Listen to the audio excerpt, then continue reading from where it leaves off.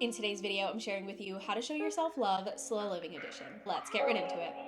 Okay, friends, we are in the midst of February, so a lot of us are thinking about love because of Valentine's Day. So I figured I would do a video all about self love and ways in which we can show ourselves love this month. I do think slow living and self love go hand in hand because on our slow living journeys, we need to be really comfortable with ourselves, sitting with ourselves, and spending time with ourselves, specifically individual solo time. I think this video is not only going to help you with loving yourself more, showing up for yourself more, but also is going to help you on your slow living journey. I've also noticed that Valentine's Day has become more and more of a social thing, and so we're showing love in different ways on Valentine's Day, such as friendship love, which I think is absolutely incredible, especially as opposed to romantic partner love, which is just very specific in a very small fraction of ways in which we show love.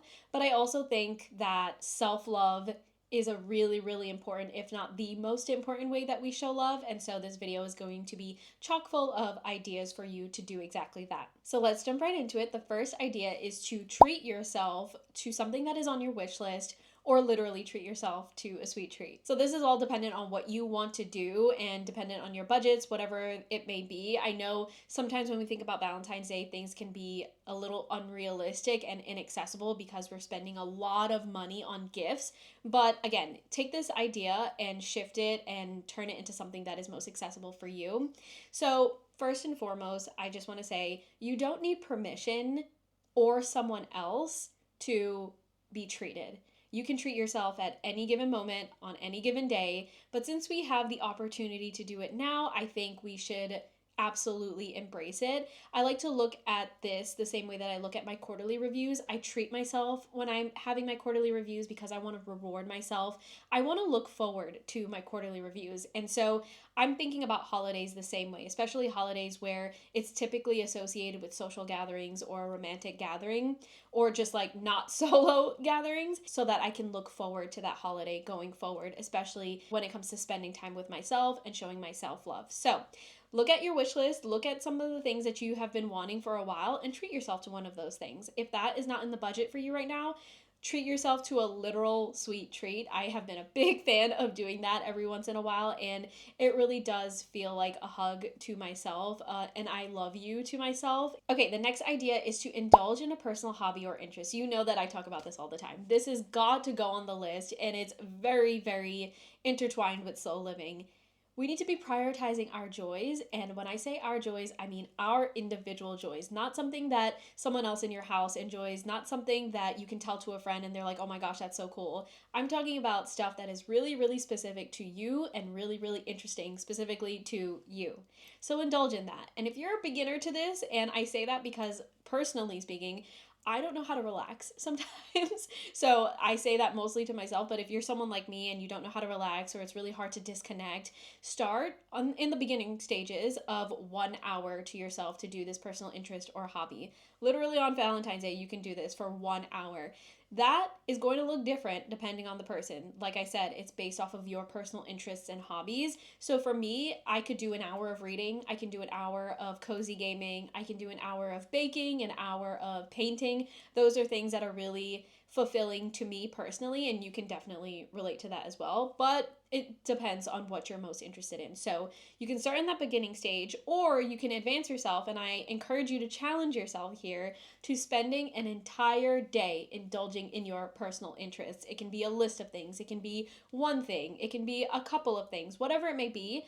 If you dedicate an entire day just to self love and showing yourself love, I promise you, you're gonna look forward to Valentine's Day. Okay, the next idea is a little cheesy, but bear with me. It is to journal. And I know a lot of people are gonna say that's cliche, it's very stereotypical, it's very cheesy, and not really effective, but I encourage you to do a little bit of a mindset shift here. And instead of thinking of a journal or journaling or diary entrying as something that's cheesy and kind of stereotypical, I encourage you to think of it as an extension of yourself, actually.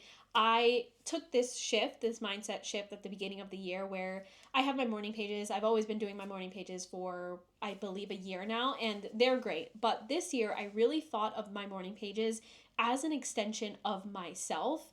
And a lot more started pouring out into the page, and it definitely has become more transformative. I'll talk about that in a slowing down with art video coming very soon, probably this week. But anyway, the point of the matter is, start looking at your journal as an extension, as a tool of yourself. I promise you things are going to feel a lot more transformative, a lot more self-love adjacent.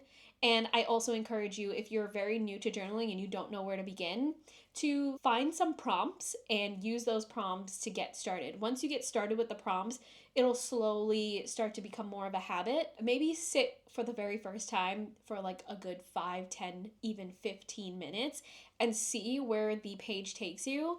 And I promise you, it will do you a lot good, and you'll definitely feel refreshed and have a renewed sense of how you feel about yourself afterward. Okay, the next tip is to romanticize your mornings. We're on the Slow Morning Diaries channel here, so we have to talk about romanticizing our mornings. I feel like doing this every single morning, and I do this every single morning, it feels like I'm giving back to myself. It feels like I'm giving part of my day back to myself, as opposed to getting dedicated to all sorts of other things, all sorts of life things, life distractions, life responsibilities, whatever it may be. But having a romanticized morning, at least mornings are important for me. It doesn't have to be a morning for you. Those are especially for me, and they are for fulfilling me. They are for setting me up for a good day. It is for putting my mindset in a good place, and in that, we are showing ourselves love. So if you want ideas as to how to romanticize your morning, just take a look at my channel, just take a look at my short form content on my social media, and you'll see so many ways in which I romanticize my mornings. But if you want extra ideas, if you want a whole list of ideas, I do have it on my blog, and I will link that down below. And the last idea is very simple, very practical, very accessible, I hope. It is to fill your water bottle and go for a 10-minute walk outside. I know it might sound annoying, I know it might sound cheesy, I know it might sound so silly that it's not really important to do, but I promise you, a little bit of body movement and a little bit of sunshine can do absolute wonders for your day. It truly transforms my day. I take it from me. For the entire month of January, I didn't get on my walking pad. I didn't really do much of a walk. And I know that's not walking outside. I know that's not getting sunshine directly, as like I said in this tip. But I didn't do that for the entire month of January, and I was feeling really icky. And then I started doing it again this month, and mind you, I am walking for longer than 10 minutes, or at least 10 minutes, and I am getting a lot of sunshine. There is sun like beaming through the windows in front of my walking path, so it technically counts. But since I started doing that again, my mood has boosted so much. It will improve your mood. It will improve how you feel about yourself, how you show up for yourself, because you're taking that action. You're being a participant in your growth, in your joy, in your mood, and that is an act of self-love. So even though it sounds very simple, I promise you, you are going to feel so much better and so much different once you start getting into that habit. Okay, friends, so those are 5 tips that I hope are pretty accessible, pretty easy to get started with. If you have any questions about these, please let me know in the comments section. If you have any other ideas in which we can show ourselves love, I would also love to see that in the comments. I love seeing the community in there, and I love seeing people kind of comment off of each other.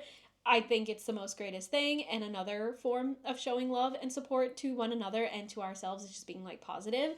So thank you so much for that, and thank you so much for watching this video. I hope it was helpful. I hope it was eye-opening, not just for your self-love journey, but also for your slow living journey, and I hope that you use these tips throughout the entirety of February, not just on Valentine's Day. But thank you once again, and I will talk to you in the next video.